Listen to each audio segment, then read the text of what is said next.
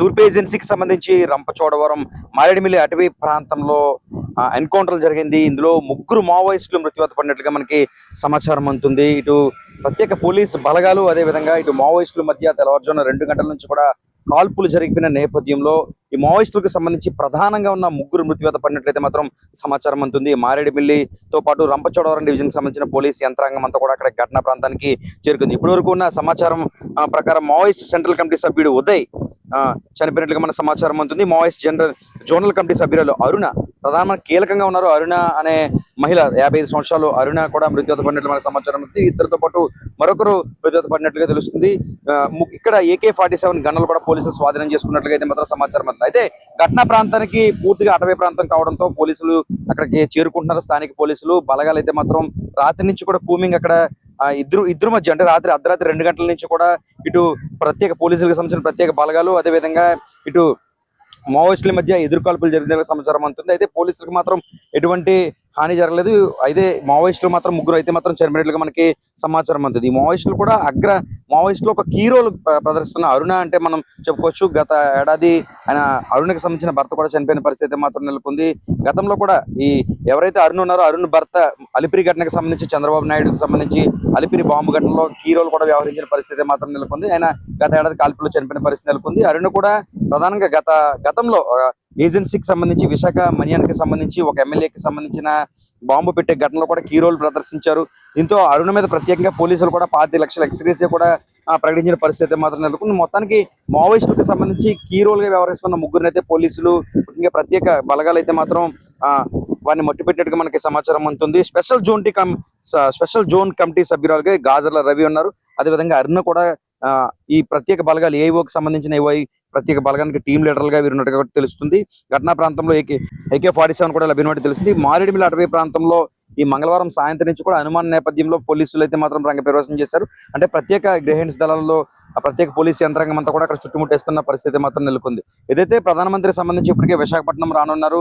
ఈ యోగాంధ్ర కార్యక్రమానికి సంబంధించి రాష్ట్ర వ్యాప్తంగా పెద్ద ఎత్తున ప్రభుత్వం కార్యక్రమం నిర్వహిస్తుంది. ఇలాంటి తరుణంలో విశాఖ ఏజెన్సీ అంటే రంపచోడవరం మండలం ఒక తూర్పు ఏజెన్సీలో ఉన్నప్పటికీ కూడా ఈ జిల్లా మారిన పరిస్థితి నెలకొంది. అల్లూరు సీతారామరాజు జిల్లాలో ఈ రంపచోడవరం ఉంటుంది. రంపచోడవరం అనేది పూర్తిగా అటవీ ప్రాంతం అని చెప్పుకోవచ్చు. రంపచోడవరంలో అతిపెద్ద పర్యాటక ప్రాంతంగా కూడా చెప్పవచ్చు. ఎందుకంటే టూరిస్టులు కావచ్చు వీళ్ళంతా కూడా పెద్ద ఎత్తున అక్కడ పర్యాటక ప్రాంతానికి వస్తూ ఉంటారు. దట్టమైన అటవంతా కూడా మనకి అక్కడే కనిపిస్తుంది. ఈ నేపథ్యంలో అలాంటి ప్రాంతంలో ఈ ఘటన చోటు చేసుకుంది. అయితే అధికారికంగా పోలీసు యంత్రాంగము ప్రకటించాల్సి ఉంది.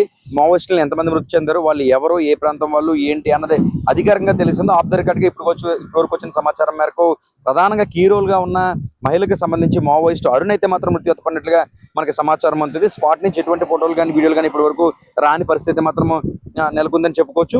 అయితే ప్రస్తుతం కూంబింగ్ అనేది ఆగినట్లుగా కూడా మనకు సమాచారం అందుతుంది. మావోలు అంటే ఈ ముగ్గురుతో పాటు మరికొంతమంది మావోయిస్టులు ఆ ప్రాంతంలో ఉండడం, ఎప్పుడైతే పోలీసులు భారీగా అక్కడికి చేరుకున్నారో, ఈ ప్రత్యేక బలగాలు చేరుకున్నారో వారంతా కూడా అక్కడి నుంచి ఇతర ప్రాంతానికి పరారైనట్లుగా కూడా మనకి సమాచారం అందుతుంది. మారేడుమిల్లి సంబంధించి సర్కిల్ పోలీసులతో పాటు దేవీపట్నం మనం చూసుకుంటే మారేడుమిల్లి దేవీపట్నం అనేది పూర్తి అటవీ ప్రాంతం, ఏజెన్సీ ప్రాంతం. అక్కడి నుంచే పర్యాటకులు బోట్ షికార్లు వంటివి కూడా వెళ్తుంటారు.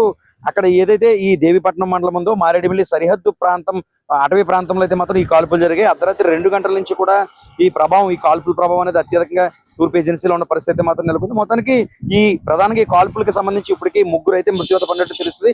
ఒకవేళ ఇంకా ఎక్కువ మంది అన్న మృత్యువాత పడ్డారా, లేకపోతే అక్కడ ఏం జరిగింది, పోలీసుల కూమింగ్ లో ఎన్ని విషయాలు తెలియనేది మరిన్ని విషయాలు అయితే మాత్రం పోలీసుల ద్వారా మనకి సమాచారం అయితే మాత్రం రావాల్సి ఉంది. ఎందుకంటే పూర్తిగా దట్టమైన అటవీ ప్రాంతమైన కావడం, మరోపక్క వాతావరణం కూడా కాసేపు వర్షాలు కురుస్తున్న పరిస్థితి నేపథ్యంలో అటవీ ప్రాంతంలో నడాలి, లోపలికి వెళ్ళాలంటే ఆషామాషి విషయం కాదు. పోలీసులకు సంబంధించిన వ్యాన్లు కావచ్చు, జీప్లు కూడా వీరు లోపలికి వెళ్ళే అవకాశాలు ఉండవు.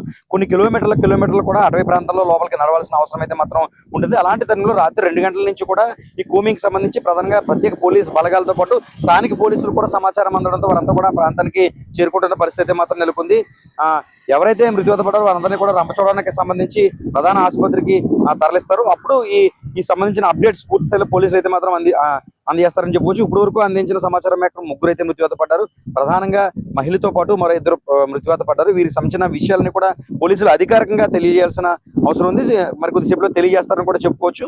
ముఖ్యంగా కీ రోల్ అంటే అన్ని రాష్ట్రంలో జరిగిన అనేక ఘటనలకు సంబంధించి మందు పాత్రలు కావచ్చు, బాంబుల దాడులు కావచ్చు, ఇలాంటి దాంట్లో అరుణ కొంచెం కీ రోల్ గా ఉన్న పరిస్థితి నెలకొంది. దానికే ప్రభుత్వం ఎక్స్గ్రేషియా అంటే అరుణ్ పట్టుకుంటే 5 లక్షల ఎక్స్గ్రేషియా కూడా ప్రకటించిన పరిస్థితి మాత్రం నెలకొంది. అరుణ్ భర్తే గతంలో చంద్రబాబు అలిపిరి ఘటనకు సంబంధించి బాంబు పెట్టిన పరిస్థితిలో కూడా అరుణ్ భర్త ప్రధానంగా కీ రోల్ గా ఉన్న పరిస్థితి నెలకొంది. మొత్తానికి మావోయిస్టులకు సంబంధించి ప్రధాన అగ్రనేతలను ముగ్గురిని అయితే మాత్రం ఈ ప్రత్యేక బలగాలు అయితే మాత్రం ముట్టిపెట్టినట్లుగా తెలుస్తుంది. మరిన్ని విషయాలు పోలీసుల ద్వారా తెలియాల్సింది. ప్రస్తుతం టూర్పు ఏజెన్సీకి సంబంధించి మారేడుమిల్లిలో కాల్పులకు సంబంధించిన అప్డేట్ ఈ విధంగా ఉంది.